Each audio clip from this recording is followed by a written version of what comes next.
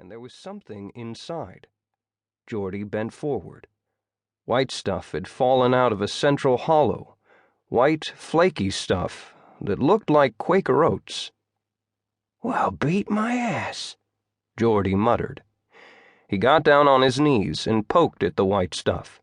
Youch! He snatched his fingers away and sucked them, his eyes watering. He was going to have a crop of blisters, just as sure as shit grows under a privy. A series of thunderclaps went off behind him, and Jordy leaped to his feet, looking wildly at the sky. Then he relaxed. It was just the 1-pound crackers they always started the fireworks show with.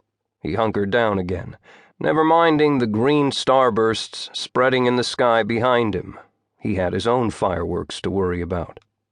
Jordy wasn't bright. He had a potato face and large, blocky hands that were as apt to hoe up the carrots as the weeds that grew between them, and he got along as best he could.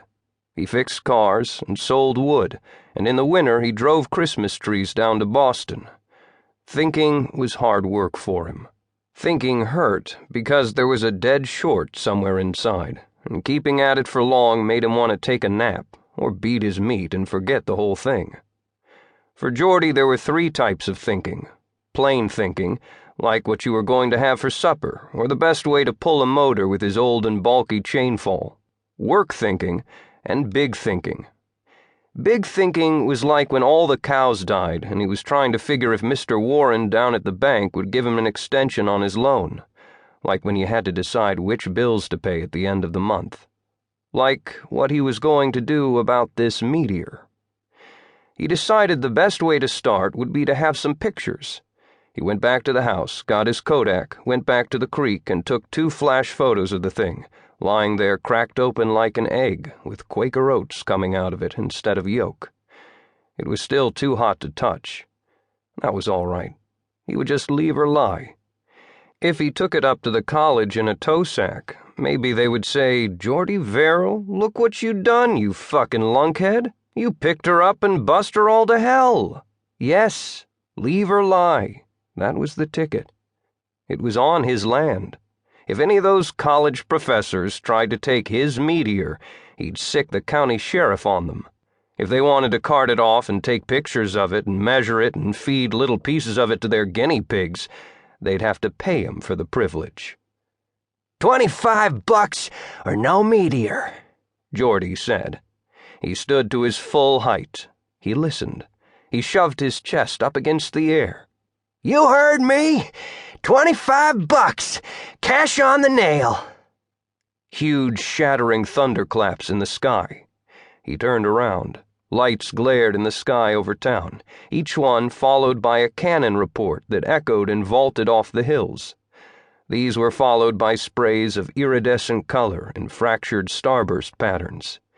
It was the grand finale of the fireworks show, and the first time he'd missed seeing it on the town common, with a hot dog in one hand and a cone of spun sugar in the other, in more than 15 years. "It don't matter," Jordy shouted at the sky. "I got the biggest damn firework Cleves Mill's ever seen, and it's on my land." Jordy went back to the house and was preparing to go into town when he remembered the drugstore would be closed because of the holiday. There was no way he could start getting his film developed until tomorrow. It seemed like there was nothing to do tonight but go to bed.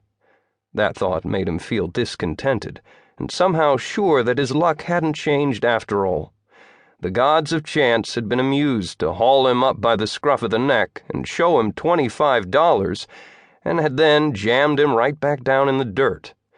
After all, Verrill luck was Verrill luck, and you spelled that B-A-D. It had always been that way. Why should it change? Jordy decided to go back out and look at his meteor, half convinced that it had probably disappeared by now. The meteor was still there, but the heat seemed to have turned the Quaker oat stuff to a runny liquid that looked like flour paste with too much water added in. It was seeping into the ground, and it must have been some kind of hot, too, because steam was rising out of the burned crescent of ground beside the creek in little banners. He decided to take the meteor halves back to the house after all, then changed his